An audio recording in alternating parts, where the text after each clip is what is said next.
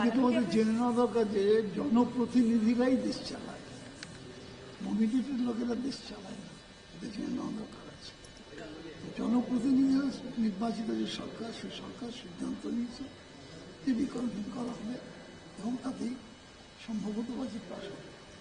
তো এটা এমন কিছু নতুন নয়, ভারতবর্ষের রাজনৈতিক ইতিহাসের তো এক গাদা নজির আছে। আমরা যে প্রথম করলাম সব নিয়ম ভেঙে ফেললাম তা তো নয়, সে নজির আছে ভারতবর্ষের সরকারতান্ত্রিক সর্বত্র এর নজির আছে। সম্ভবত পশ্চিমবঙ্গ আছে, আমি বছরটা খুঁজছি, সম্ভবত আছে।